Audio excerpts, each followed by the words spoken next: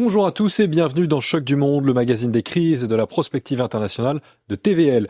Tous les yeux sont braqués sur Pokrovsk, dans le Donbass. La bataille fait rage depuis 16 mois. Tenir la ville était une priorité absolue pour Kiev.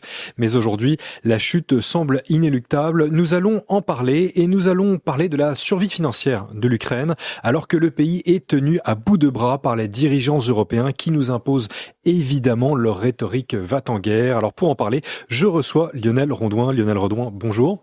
Bonjour. Merci beaucoup d'avoir répondu présent à l'appel de Choc du Monde. C'est un grand plaisir de vous accueillir ici dans Choc du Monde. Vous êtes formateur de l'Institut Iliade, contributeur à la revue Éléments. Et avant cela, vous avez été industriel et officier parachutiste, après d'ailleurs avoir été normalien. Vous devriez donc pouvoir nous parler de guerre, d'industrie de guerre et le tout dans un beau français. C'est parfait pour nous. Alors je vais commencer par Pokrovsk, que nous voyons sur la carte d'ailleurs, avec Kupiansk, plus au nord, dans l'oblast de Kharkov. Nous verrons ensuite la ville encerclée avec celle de Mirnograd selon AMK Mapping. Il ne reste qu'une seule issue pour l'instant. À l'heure où nous parlons, une issue soumise aux frappes russes incessantes. Les Ukrainiens sont donc objectivement encerclés. On en parle d'encerclement opératif. Lionel Rondouin, vous étiez donc, je le disais à l'instant, parachutiste dans les troupes de marine. Comprenez-vous l'obstination de l'armée ukrainienne, du haut commandement ukrainien, de Volodymyr Zelensky à tenir des bastions de cette manière? Très objectivement, non, mais ce n'est pas la première fois que ça se passe. Pour des raisons purement de politique de communication et de relations publiques vis-à-vis des gouvernements occidentaux et des opinions publiques, le gouvernement ukrainien a, je pense, imposé au haut commandement ukrainien un certain nombre de d'oukases et a obligé les troupes à tenir jusqu'au bout des positions intenables. On l'a vu à Avdiivka, on l'a vu dans un certain nombre d'occurrences. Je pense que une guerre menée par des militaires aurait vu des décisions tout autres, telles que des replis en bon ordre, si possible, au moment où cela était encore faisable. Mais au contraire, il a fallu tenir des bastions qui sont avant tout des bastions de communication. Et on s'acharne du côté du gouvernement ukrainien à tenir des positions absolument intenables aux dépens de l'avenir même de l'armée ukrainienne, on le voit bien. Alors, selon une enquête, pour rebondir sur vos propos, selon une enquête de l'Ukraïnska Pravda, publiée le 27 octobre, les erreurs ont évidemment été innombrables, le refus de renforcer des unités affaiblies aussi. Détail d'importance, selon encore une fois cette enquête, les unités sur place préfèrent mentir sur les positions perdues ou en passe de l'être pour ne pas recevoir d'ordre de les reprendre. Visiblement, évidemment, la situation devient plus qu'intenable. Rappelons aussi que Pokrovsk est en hauteur, c'est un nœud logistique qui ouvre la voie aux deux dernières grandes villes du Donbass, la viande c'est Kramatorsk. Le 29 octobre dernier, des images d'une opération spéciale aéroportée ukrainienne, peut-être pour libérer certaines zones de la ville et certaines troupes prises à piège, ont été diffusées. Et c'est, semble-t-il, un échec. L'Ukraine peut-elle encore tenir à ce rythme-là, selon vous? Bon, alors, pour commencer par cette opération héliportée, c'est extrêmement trouble.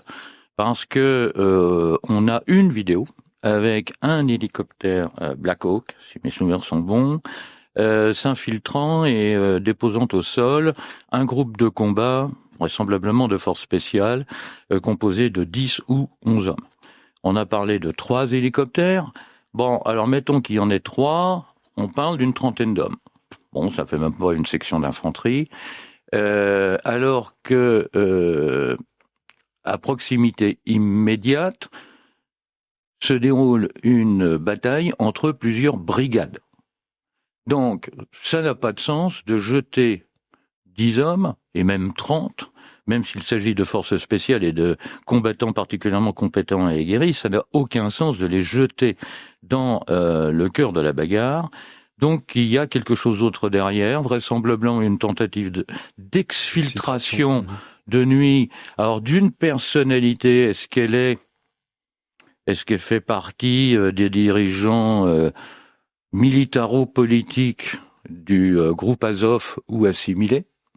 Ce sont des gens qui sont extrêmement puissants au sein de l'institution militaire, mais aussi des services secrets. S'agirait-il d'exfiltrer des membres de l'OTAN ? L'hypothèse a déjà été formulée. Mais en tout cas, jeter 30 hommes dans une bagarre, dans un chaudron de cette sorte n'a aucun sens. Alors il ne s'agit pas d'une opération de l'armée ukrainienne. Il s'agit d'une opération des services du général Boudanov, dont on sait que ses liens avec la CIA sont extrêmement étroits. D'autre part, il n'y a pas d'hélicoptère Black Hawk en service dans l'armée ukrainienne. Les Black Hawk, ces 3 hélicoptères, on pense, ont été récupérés in extremis lors de la débâcle américaine en Afghanistan, lorsque les Américains ont fui l'Afghanistan à l'époque de Biden, et ont été livrés non pas à l'armée ukrainienne, mais au général Boudanov, c'est-à-dire aux services spéciaux, aux services secrets, manipulés par la CIA. Donc tout ça, c'est très, très obscur. Je ne vois pas l'intérêt militaire au sens classique de faire une chose comme ça. Alors, pour en venir aux déclarations de Volodymyr Zelensky, selon donc le dirigeant ukrainien, l'Ukraine peut tenir encore 2 ou 3 ans de guerre. Il l'a déclaré le 27 octobre dernier.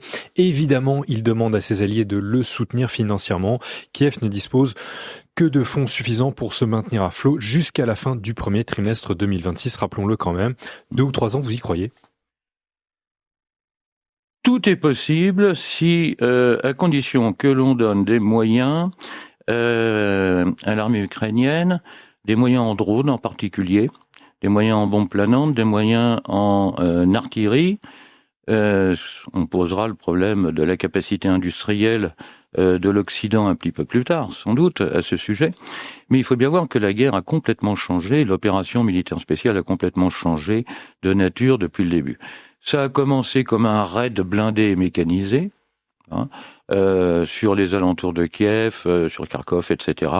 C'était assez classique, c'était assez conforme à la doctrine militaire soviétique, enfin russe, mais elle n'avait pas beaucoup changé en 30 ans. Et aujourd'hui, on est dans une situation totalement différente, notamment à cause des drones. Car les combats qui se déroulent, que ce soit à Pokrovsk, que ce soit à Kupiansk, etc., sont aujourd'hui majoritairement des combats d'infanterie appuyés par des drones. Et on parle de brigades, voire d'armées sur le front, mais en réalité, les combats sont menés par des binômes de grenadiers voltigeurs. Bon. Donc, sur un front où il y a théoriquement une brigade de 3000 hommes, vous avez à un instant T, en première ligne, sur la ligne de front, une quinzaine de binômes, c'est-à-dire une trentaine d'hommes, qui crapahutent avec un gros sac, des radios, et qui agissent en fonction des drones. Les drones ont absolument tout changé, c'est la revanche de l'infanterie. Alors ça changera peut-être à nouveau, parce que ce qui est nouveau dans la situation de l'armée ukrainienne, c'est que l'armée ukrainienne a perdu ses réserves générales dans l'aventure de l'offensive sur Koursk, dans la bataille de Soudja, qui a eu lieu au milieu de l'année dernière. Donc, Syrski, le général en chef, et Zelensky ont jeté d'une manière désespérée toutes leurs forces contre, le territoire russe, sur le territoire russe, en envahissant le territoire russe pour essayer, paraît-il, de prendre la centrale nucléaire de Koursk. Et puis la bataille de Soudja a duré des mois, les Russes ont contre-attaqué, maintenant ils tiennent une partie de la région de Soumy. Mais les réserves stratégiques ont disparu. Et depuis cette époque-là, à chaque fois qu'il y a une attaque russe ou qu'il y a une menace sur une zone, eh bien on déshabille Pierre pour habiller Paul, c'est-à-dire qu'on prend des unités à Kherson pour les envoyer à Soumy, de Soumy aux abords de Kupiansk pour essayer de sauver la situation. Il y a la brigade Azov qui fait le pompier de service. En réalité, c'est que, et c'est assez nouveau, c'est que cette guerre est devenue une guerre de fantassins, et que l'armée ukrainienne, passez-moi l'expression militaire, est à poil de fantassin. Elle n'a plus de fantassin. Pour les problèmes de recrutement que l'on connaît désormais. Il y a eu énormément de morts, il y a eu énormément de blessés, il y a eu énormément de désertions dans l'infanterie, et un certain nombre d'experts nord-américains estiment que sur 1000 km de front, il reste 50 000 fantassins seulement du côté ukrainien. C'est-à-dire proprement rien. Parce que 50 fantassins au kilomètre, on va dire, ça fait un fantassin tous les 20 mètres. Bon, soit. Mais faut pas oublier que la guerre, ça dure longtemps, donc on travaille en 3-8. Hein, on fait des rotations, non pas de 8 heures en 8 heures comme dans une usine, mais mettons de 3 jours en 3 jours ou de 8 jours en 8 jours. Mais c'est toujours en 3-8. Et donc, ça ne fait pas 20 hommes au kilomètre, ça en fait 6. Et là, c'est l'énorme épine dans le pied, je pense, de l'armée ukrainienne aujourd'hui. Avec un front qui ressemblerait donc davantage à un gruyère, pour parler encore une fois légèrement. J'en viens à la question industrielle. Vous êtes industriel, Lionel Renouin, parce qu'évidemment on parle de l'armée, mais en réalité l'enjeu, le défi est industriel et financier. Le pouvons-nous, je dis nous, l'Union européenne, les Européens, tenir de cette manière-là l'Ukraine, encore une fois, à bout de bras, après 19 paquets de sanctions et 160 milliards déjà versés à l'Ukraine. Et je ne parle même pas des sommes injectées par les États-Unis qui, évidemment, ont cessé récemment. Alors, très honnêtement, j'en doute. Et ce n'est pas seulement une question d'argent. Le problème de l'Occident contemporain depuis les années 80, avec la fameuse société de services, avec la destruction systématique de l'industrie via des délocalisations dans les années 80, 90, 2000, puis maintenant de l'agriculture, puisque nous sommes devenus aussi dépendants en matière agricole. Le problème, c'est qu'on a voulu résoudre tous les problèmes par l'argent. On achète.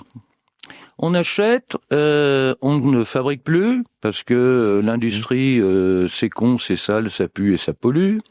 Parce que les écologistes ont imposé des tas de normes, etc., etc. Et puis aussi parce que un certain nombre d'entreprises avaient des intérêts financiers à délocaliser ou à fermer leurs usines et à ne garder que des bureaux d'études en faisant travailler des sous-traitants, des Asiatiques, d'abord des Européens de l'Est, et puis après ça a été des Asiatiques à façon.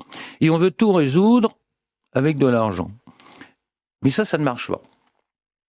Parce qu'il faut qu'un certain nombre de conditions soient réunies. Vous connaissez Tintin en Amérique. Bon. Alors, Tintin en Amérique, c'est fantastique, parce que Tintin visite une usine agroalimentaire à Chicago, on est vers 1935-36, c'est le moment de la grande crise, et Hergé aurait mérité le prix Nobel, beaucoup plus que d'autres, notamment récemment, le prix Nobel d'économie, parce que, en 2 dessins, il fait absolument toute la théorie de la production, et même la théorie de l'économie. Vous avez une grosse machine en acier, il y a un tapis roulant. À l'entrée, on y met une vache vivante, et puis de l'autre côté, il sort de la graisse à frites, des saucisses et des boîtes de corned beef, et Hergé dit que tout se fait automatiquement.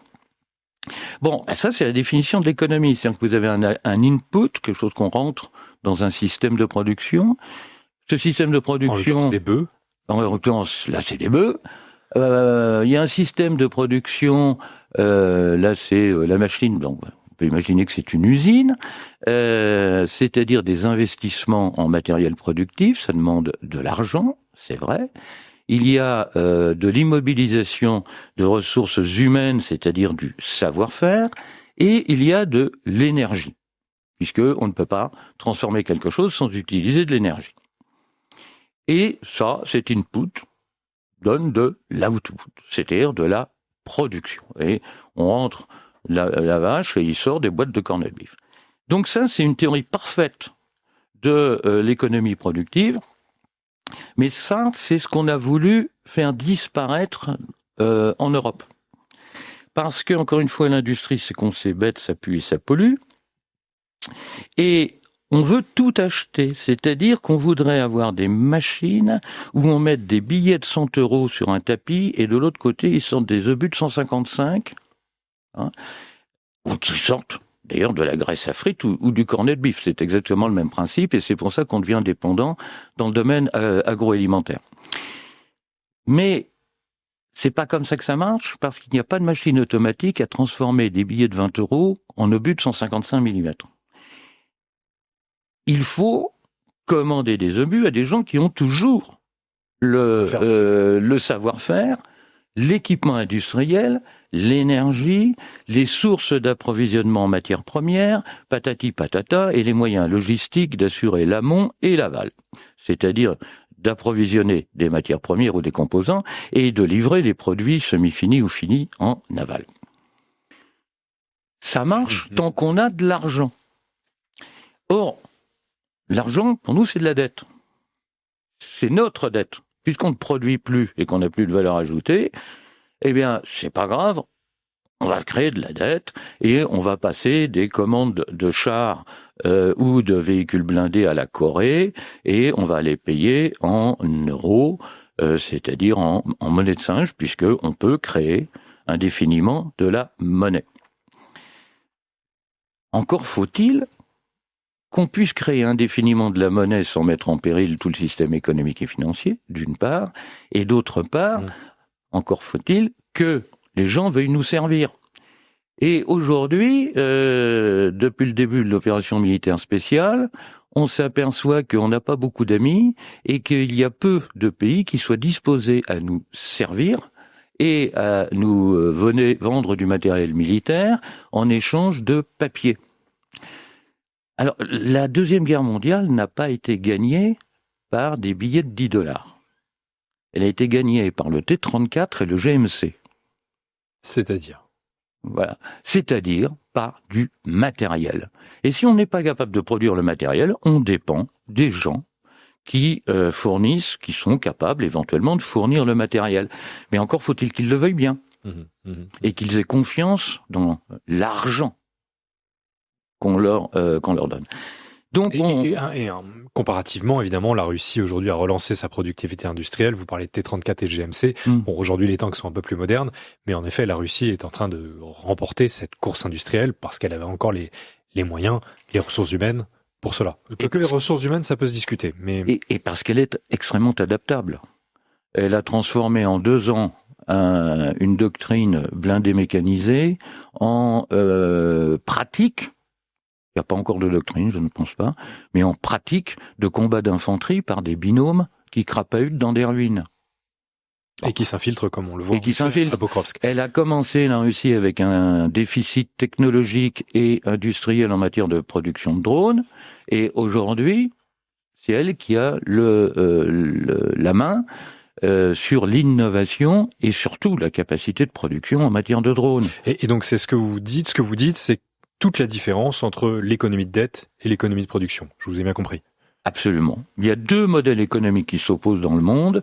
Il y a le modèle de l'économie de service où la consommation est permise par la dette et l'achat à des producteurs tiers, et l'autre modèle économique qui repose sur la disponibilité de ressources et sur leur transformation à travers un modèle industriel. Alors, pour plaider l'avocat du diable, quand même, Paris, Bruxelles, les autorités européennes ont voulu relancer cette économie de guerre. Macron a utilisé plusieurs fois l'expression. Il entend faire passer le budget de la défense de 50 milliards aujourd'hui en 2025 à 90 en 2030. Pour vous, n'est-ce pas opportun? N'est-ce pas une réponse à ce problème industriel que vous avez souligné? Oui, à condition qu'il y ait des gens qui connaissent l'industrie. L'industrie, d'abord, a besoin de temps. A besoin de temps pour faire des investissements, etc. Et a besoin de certitude. Or, nous avons au pouvoir des gens qui ne sont pas prêts, parce qu'ils ne connaissent pas la logique industrielle. Ils ne savent pas qu'il faut faire des investissements, qu'il faut recruter des gens, qu'il faut faire des essais, qu'il y a des problèmes de méthode, qu'il y a des problèmes de développement des lignes industrielles, etc., etc. Ils ignorent tout de cela. Donc ils pensent qu'il suffit de claquer dans les doigts et toutes les rues seront en pente et on va fabriquer des drones. Pas vrai. Il faut du temps et pour l'industriel, il faut des garanties. Je prends un exemple. Le chancelier Scholz, avant le chancelier Merz, avait demandé à Rheinmetall, qui était un géant industriel, qui a une culture industrielle allemande extraordinaire, d'augmenter ses capacités de production d'obus. Rheinmetall a dit oui, monsieur le chancelier, pourquoi pas ? Passez-nous des commandes. Mais des commandes, ça veut dire des quantités avec des échelonnements, des prix, des conditions de révision du prix en fonction de l'évolution des coûts, c'est-à-dire des coûts de la matière première, en l'occurrence l'acier et les explosifs, mais aussi des coûts de l'énergie, parce que sans énergie... D'autant plus cruciaux à l'heure actuelle avec les sanctions contre le gaz russe. Oui. Bien sûr.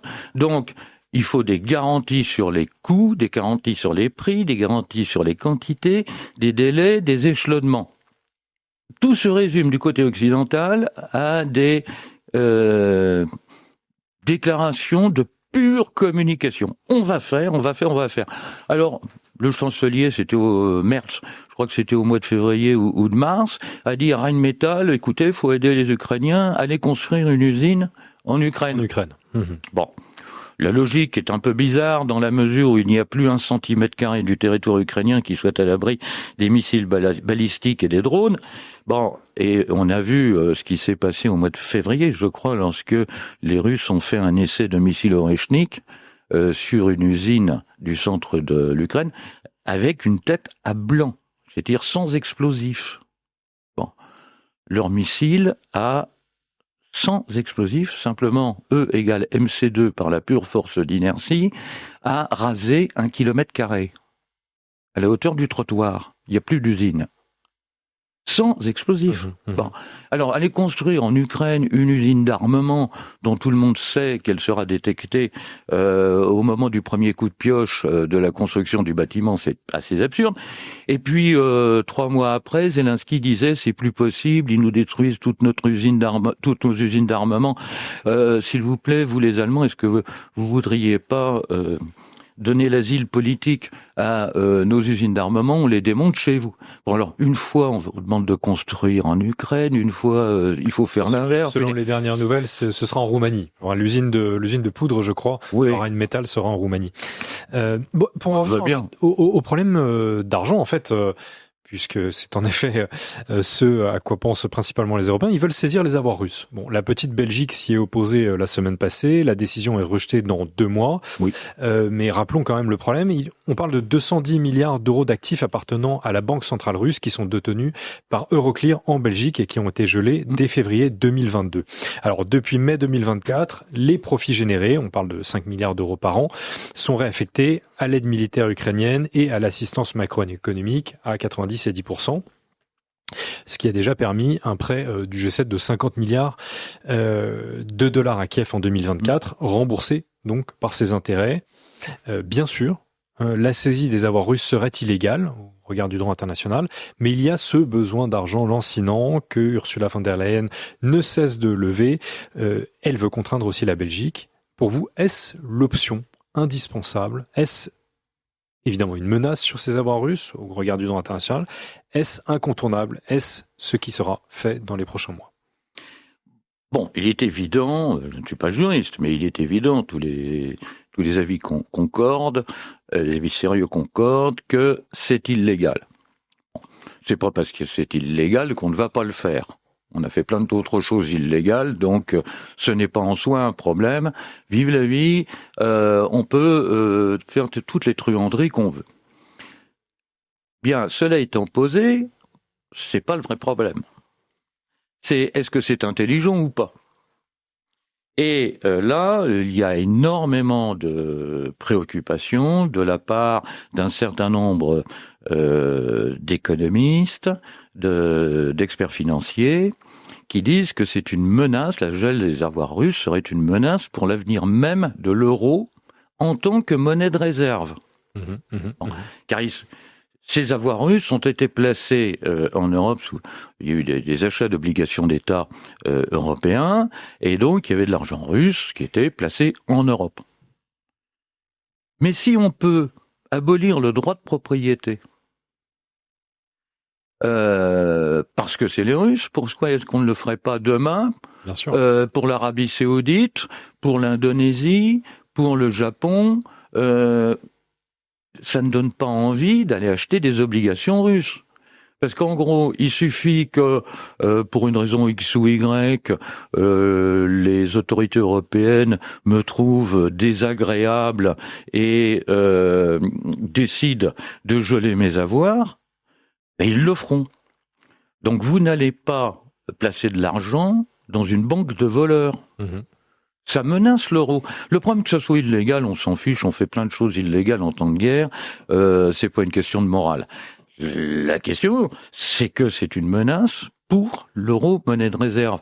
Et l'euro a tenu jusqu'à présent, non pas du fait d'une grande croissance économique de la zone euro, malgré ce qu'on nous avait promis, mais parce que ça représentait une alternative crédible à d'autres monnaies convertibles en matière de placements internationaux des fonds souverains. Bon, si on annule cet avantage concurrentiel, on a tout perdu et on va se retrouver avec un euro qui ne sera soutenu que par une croissance molle de 0,5 ou 0,8% par an. C'est pas emballant pour l'avenir de la monnaie. Mais il va bien falloir reconstruire l'Ukraine. C'est forcément Donald Trump ne veut pas sans doute en entendre parler. La Russie encore moins. Non. C'est l'Europe qui va payer. C'est Nicolas qui va payer. C'est Nicolas qui va payer. Alors en réalité, c'est les Anglo-Saxons qui devraient payer. Il y a une co-responsabilité. Il y a une co-responsabilité directe des États-Unis et de la Grande-Bretagne. Je ne parle pas des gouvernements de gauche, de droite, travaillistes, démocrates, conservateurs. Ça n'a rien à voir, ça. C'est les pays. Il y a une co-responsabilité directe des États-Unis et de la Grande-Bretagne dans la situation actuelle, dans la mesure où les États-Unis ont envoyé Boris Johnson, alors Premier ministre anglais, à Kiev pour convaincre Zelensky de ne pas signer les accords d'Istanbul, parce que il y avait un protocole de paix. Donc printemps 2022. Au printemps 2022, mais 3 semaines après le début de l'opération militaire spéciale, ça s'est passé extrêmement vite. Zelensky a tout de suite compris que les cartes ont été cuites, donc il a accepté d'aller à Istanbul. Là, il faut dire que le président Erdogan a été remarquable. En plus, il a une position idéale pour faire ce genre de deal, puisque la Turquie est dans l'OTAN et en même temps, il y a des liens historiques avec... Bon. Donc c'était parfait. Boris Johnson est mandaté par Joe Biden pour aller dire surtout ne signez pas, on va vous soutenir. Et depuis ce temps-là, non seulement l'Ukraine a été en partie détruite, je parle de ses infrastructures énergétiques en particulier, mais il y a aussi beaucoup de dégâts sur les ponts, enfin sur toutes les infrastructures en général. On parle de centaines de milliards de reconstruction. Bon, il y a 400 milliards à la louche à reconstruire. C'est les Anglo-Saxons qui devraient payer. Ils ne le feront pas. Bon, c'est pas les Russes non plus. À moins qu'ils gagnent complètement la guerre et qu'ils aillent jusqu'à la frontière polonaise, ils ne vont pas reconstruire une Ukraine indépendante comme ils ont reconstruit Mariupol. Parce que maintenant, Mariupol, c'est à eux, donc ils font ce qu'ils veulent. Mariupol est aujourd'hui une ville où l'on peut vivre, où il y a des bâtiments neufs, etc., et le tout en 2 ans et demi. Bon, ce qui est quand même exceptionnel de rapidité. Donc, c'est pas les Russes. Donc, qui va le faire? Ben, c'est nous. C'est les Européens de l'Union européenne, 400 milliards.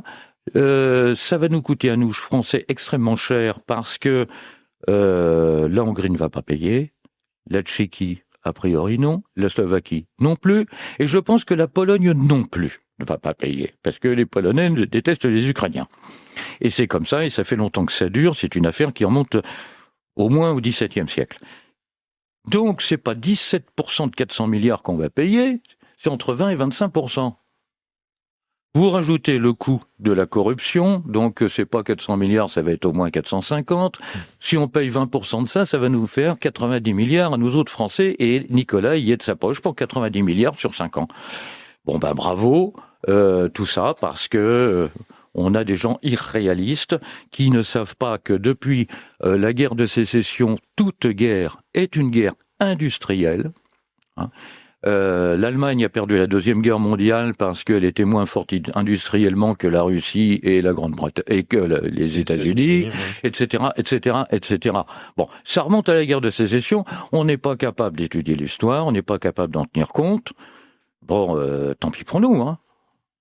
Je voudrais conclure cet entretien en évoquant la position de Donald Trump. Il a soufflé le chaud et le froid. Il a sanctionné Rosneft et Lukoil, les pétroliers russes. Mais aussi, désormais, il envisage de laisser les Russes et les Ukrainiens, dixit, se battre un peu pour régler la question. Je vous propose un rapide résumé de ces dernières déclarations pour que tout soit clair. Une paix dans quelques mois. Sur CBS le 2 novembre, Donald Trump n'a pas voulu lâcher son deal pour l'Ukraine, convaincu que Vladimir Poutine veut commercer avec les États-Unis. Le dirigeant américain a pourtant sanctionné les groupes pétroliers russes Rosneft et Lukoil le 22 octobre dernier pour gêner leurs exportations et relancer les tests nucléaires américains après l'essai réussi du missile russe à propulsion nucléaire Burevestnik. En même temps, Donald Trump a exhorté Kiev à accepter des conditions de paix de Moscou. Selon le Financial Times, la rencontre entre Trump et Zelensky à la Maison-Blanche le 17 octobre s'est soldée par des cris et des jurons. Le dirigeant ukrainien espérait obtenir des missiles Tomahawk, mais Donald Trump s'est fait l'écho des exigences russes, à savoir l'abandon de tout le Donbass en échange d'un gel de la ligne de front au sud, sans quoi le Kremlin détruirait tout. Donc, je disais à l'instant, on a le sentiment que Trump utilise avec les uns, avec les autres, avec tout le monde à travers la planète d'ailleurs, mais en l'occurrence avec Kiev et Moscou, la carotte et le bâton. Comment jugez-vous cette diplomatie de Donald Trump face au conflit ukrainien qu'il désormais envisage de résoudre en quelques mois? On est passé de 48 heures à quelques mois. Je pense qu'il est un peu coincé. Il est coincé au niveau intérieur entre le poids des néoconservateurs, c'est-à-dire des va-t-en-guerre. Ça n'a rien à voir avec les démocrates ou les républicains, c'est l'État profond et c'est le lobby militaro-industriel, etc., etc. aux États-Unis. Donc, il doit tenir compte de ça en politique intérieure, et puis il doit tenir compte aussi de sa base, qui est la base MAGA, qui est isolationniste, qui veut qu'on s'occupe des oignons des Américains plutôt que des frontières de l'Ukraine. Bon. Donc il a une position objectivement très difficile, et je le trouve d'ailleurs particulièrement habile, parce que on dit il est chaotique. Non, c'est le monde qui est chaotique autour de lui, et c'est en particulier les États-Unis qui sont chaotiques autour de lui, et il y a deux Amériques qui s'opposent, qui l'ont soutenu. Partiellement, il y a des néoconservateurs qui l'ont soutenu, et puis il y a toute sa base MAGA qui elle est isolationniste et veut qu'on règle les problèmes de la drogue, du fentanyl, etc., etc., avant de régler les problèmes de la population ukrainienne. De toute façon, les Américains ne savent pas où est l'Ukraine. Donc c'est compliqué pour lui. Je pense qu'il a subi quelques revers à cause de cela. Il s'est fait solidement rabrouer par l'Inde, qui a refusé de ne plus acheter de pétrole russe. Absolument. Il s'est fait gentiment, poliment rabrouer à la chinoise, car les Chinois sont extrêmement polis et courtois, ça fait partie de leur civilisation. Donc, avec les Chinois, ça ne marche pas. Avec les Russes, il tombe sur quelqu'un qui a une expérience politique, diplomatique, énorme, une grande légitimité, qui a la chance d'avoir à ses côtés le Talleyrand des temps modernes, qui est Lavrov, qui est le plus grand ministre des Affaires étrangères au monde depuis Kissinger, donc il y a 50 ans. Hein. Donc Lavrov, c'est quelque chose, et ça pèse dans le monde, et ça pèse au sein de la Russie. Et je pense qu'il est un peu perdu. C'est un peu comme ça d'ailleurs que j'analyse les rodomontades américaine à propos du Venezuela, parce qu'on n'arrive à rien en Ukraine, on n'arrive à rien au Moyen-Orient, parce qu'objectivement, au mois de juin dernier, Israël a pris très très cher contre l'Iran. Donc, il est temps de se calmer de ce côté-là aussi. Avec la Chine, il est temps de se calmer. Bon, donc maintenant c'est au tour du Venezuela. Je pense qu'il est obligé de faire, vis-à-vis des néoconservateurs et des va-t-en-guerre systématiques, il est obligé de faire montre de volontarisme, alors qu'objectivement, ça ne se justifie pas dans le cadre du Venezuela. Il y a que 3% de la cocaïne importé aux États-Unis qui transite par le Venezuela. Donc c'est une goutte d'eau, 3%. Et puis, de toute façon, il a 10 000 hommes pour envahir un pays grand comme une fois et demie la France et couvert de jungle. Donc là, c'est le Vietnam à la puissance 10 qui les attendent. Le Vietnam à la puissance 10 qui attend Trump, s'il envisage une guerre au Venezuela, nous retiendrons surtout votre propos. Toute guerre est industrielle, ce sera le mot de la fin. Lionel Rondouin, merci encore d'avoir répondu. Merci de votre invitation. À l'appel de Choc du Monde. Merci à tous d'avoir suivi cet épisode. Surtout, n'oubliez pas de le commenter et de le partager et d'ajouter un petit pouce bleu. Merci à tous et bonne soirée.